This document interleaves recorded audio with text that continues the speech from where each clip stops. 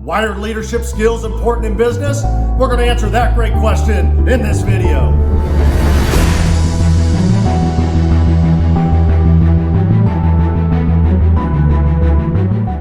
Okay, let's rock and roll. Let's talk about leadership skills and why they're so incredibly important in business. Whether or not you own the business, or maybe you're the manager or director of a department, listen up. We've got to talk about this. We've got to get everybody on the same page. So leadership literally will dictate the future of your business.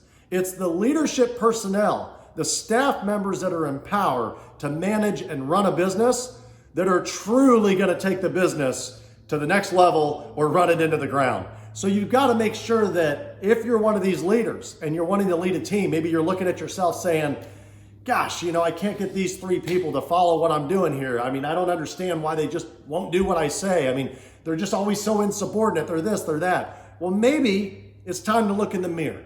Maybe it's time to self-evaluate, reevaluate, and see what could you be doing differently to make those team members actually get on board with you and follow the game plan, okay? Now remember, with everybody in life, like you talk about exceptions to the rule, there's some particular individuals where no matter how hard you try to train them, you try to mold them, you try to get them going the way that you want them to be, they just won't listen to you. It could be a personality conflict. They could just be super stubborn and say, I don't listen to anybody. Well, if you're their boss and you can't get them to execute and do the things you need done for the betterment of the business, assuming you're focusing on those type of things, well, it might be time to let that person go, throw them back into the unemployment pool, and hire somebody else to replace them. Because a lot of times, some of the biggest mistakes we make as business owners and leaders is not cutting the cord early enough. We just are so attached, or that person's been with us for 2 years, 5 years. I just can't let him or her go, and they've been part of this, but they're truly not contributing the way you need them to, right? You've got them there for a reason. You want them to do certain tasks, and they're either not doing them or they're not doing them well. And when it gets to that point, unfortunately, most of the time, it's time to move on. I'll never forget one of my mentors told me several years back. I always asked him, I said, how do you know when it's time to let somebody go? How do you know when it's time to fire somebody or just tell them, hey, we're going to move on. It's time for you to do something else. Your services are no longer needed here, something to that extent. And his response was very simple. I loved it. I still think about it to this day, and it just rings. He said,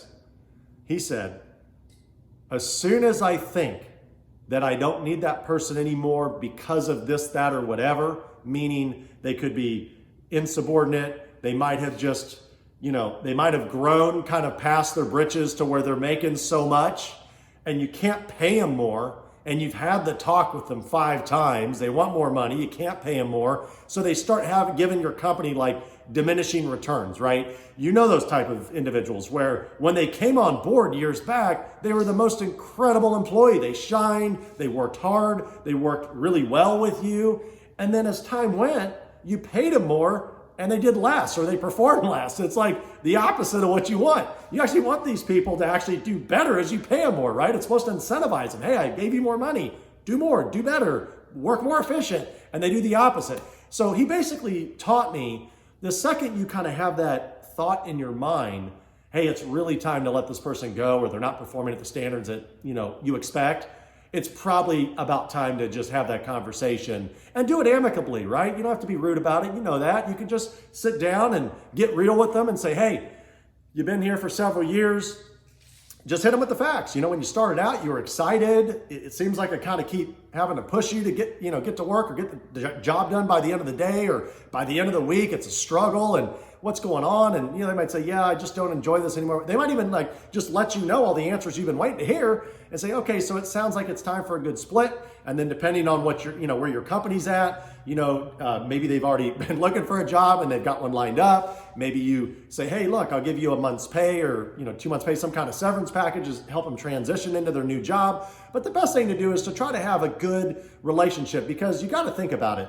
Those individuals that you decide to finally let go, if they were there for a while, you must have had some good times with them, right? They must have contributed well. It's very rare people stay with a company for years and just continue to just go and go and go unnoticed without performing, unless it's like that movie Office Space where you got so many people in the corporate world where they don't get you got people that don't get paid attention to and you don't know what they do. Well, that's poor management, in my opinion. But anyway, back to the deal. Get on a point, get on the same level with them and say, hey, you've been here for a while. I can appreciate it. Let's help you transition, yada, yada, yada. Now, obviously, there could be some people that are incredibly rude, whatever. And that's when you just have to say, hey, your services, unfortunately, are no longer welcome here. Thank you for your work up until this point, and that's it. And then, you obviously let them go. And check with your HR department. Don't take my word for it. I'm not an HR specialist, although I understand HR and I've been involved in it and things like that.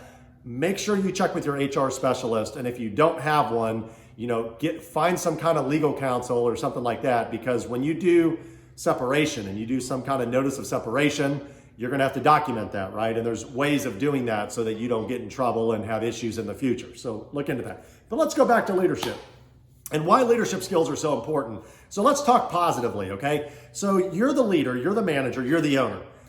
The first thing I think about is I've got to lead by example, okay? So remember, we're talking about a small business here, no matter what you're doing. I don't care if you have 3 employees, 5, 10, 20 employees, a small business that you're the owner of the business or you're the GM, you're in charge. You have to show that entire staff that you're down, that you're on the front lines with them, that you're willing to get your hands dirty. You're willing to do the dishes, take the trash out, do whatever it takes so that they say, wow, my boss kind of does everything. You give them no excuse, right? If you're the one that's willing to take out the trash and they see you doing the kind of work that they're thinking, wow, I thought this guy hired me to kind of help him out with that. Why is he doing it? He's taking the initiative. It sets the bar high and it makes those people want to perform at that level, right? So a good team leader has the ability to elevate their team members, right? The people on their team. And that's what you want to do, right? So let's talk about one of my favorite athletes of all time, Michael Jordan, okay? Let's talk about Jordan. Michael Jordan goes to the Chicago Bulls, right? In the early to mid 80s. When the Bulls basically aren't anything. Chicago had no basketball team, meaning they had one, but they couldn't win a championship. They couldn't get to the playoffs. They had a terrible record. And Michael Jordan and his leadership is what took those other teammates, elevated them to eventually within 12, 13 years from the time he entered the NBA, to win 6 championships. He literally won half of the NBA championships from 1985 to 97, 98, whenever he won his last one, won half the NBA championships. There's 30 teams. And that, you might say, yeah, Jordan's great. Jordan's got talent. But he worked hard to improve his players, his teammates. He worked on his game too, right? He practiced every day. He worked on his game. But Jordan was all about trying to better his players, right? He had, Pippen and he had Steve Kerr and he had Horace Grant and Tony Kukoc and all these players they're great enough to make the NBA, but without Jordan, these weren't championship teams. They know that, right? That's why they gave him the ball most of the time and let him shoot. But it was his leadership, right? And when they lost, in the 80s, in the late 80s, when the Pistons, beat them out of the championship, when they lost and they learned from that and they realized, Jordan was like, I've got to help my teammates. I've got to make them better. So your ability to have solid team building skills, right? And go to those people and talk their language. Don't put them down, right? You don't want to put them down and say, hey, you suck at throwing free throws, right? You suck at defense, right? Can't do that. They're going to say, well, screw you. I don't want anything to do with you. You're mean, But if you have a way of working and saying, hey, come on, let's work on this. Come on, D up. I'm going to try to dunk on you. Block me, stop me, And you start working and trying to better them. Guess what's going to end up happening? You're going to win the championship just like Jordan. And in business, that's usually making a lot of money, right? You might win some awards, but in the end, it's about how many sales and how many customers you're serving and how much impact you're making and things like that. You're going to win those kind of awards. You're going to win those championships and win the gold and win the money. So let's talk about a few other leadership skills, and we can go into greater details with each of these leadership skills in future videos. So let's remember that we're going to have to kind of summarize these because I'm not trying to make these videos super long, but I want to give you a few things to chew on until the next videos.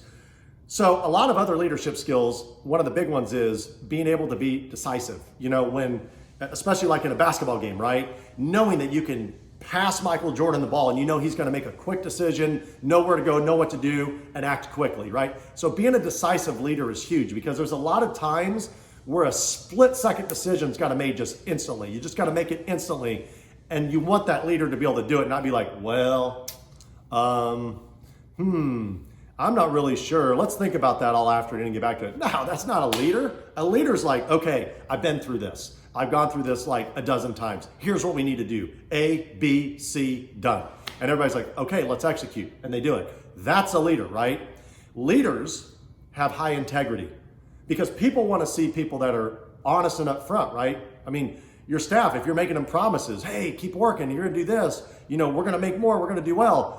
You want to make sure that you're honoring your commitments and the things that are coming out of your mouth. You want to honor that. So integrity's top. I mean, obviously you want your staff to have high integrity, right? You don't want them stealing from you. You don't want them stealing trade secrets and going to the competition, right? You want to know you have good people. So it goes both ways, but you as the leader have to set the example and have high level of integrity standards. Like my good friend Sean Callaghy at Callaghy Law, his unblinded movement is incredible. Make sure you look into that if you've never seen that. He's got a secret formula that can really take you to the next level. So, we've talked about decisiveness, integrity.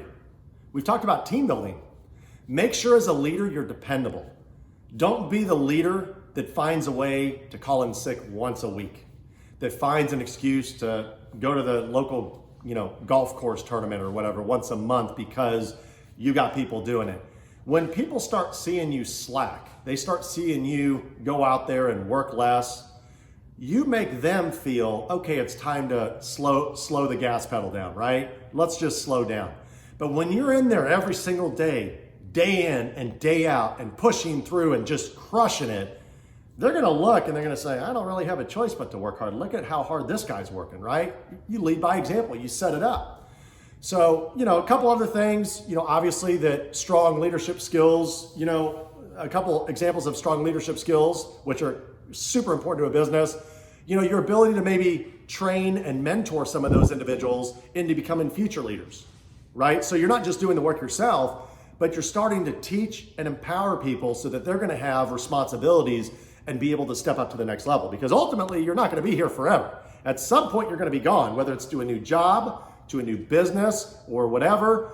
They might still be there depending on the company and you might be gone. So for the sake of the company, right, you're trying to do an honest, high integrity job, make sure that you're taking care of the business. So make sure you've got people that are, multidimensional, that you can teach and coach to do other things as well. And this is one of my top ones. This is something that I find, and you guys know this from watching my videos and my levels of energy, is you've got to be a positive, highly motivated, energetic leader. Nobody wants to work for a mope. Nobody wants to work for somebody that's depressed all the time or always got personal problems. I always tell my staff, we've all got personal problems, okay?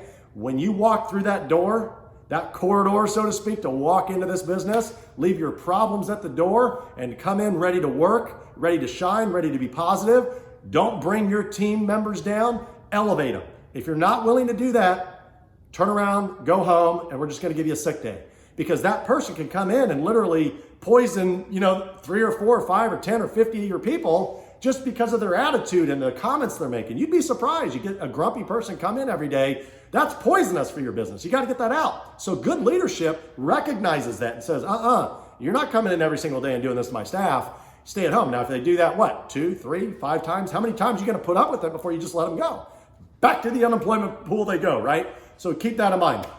So again, to summarize, leadership skills are incredibly important if you want your business to not only be successful, that's just a standard cliche saying, but if you really want to grow it and take it to the next level and go, be one of the top leaders in your industry, it starts with you as the leader or your leaders. If you're watching this and you're a business owner and you're like, I've got to sit down with my employees. So here's what I would do.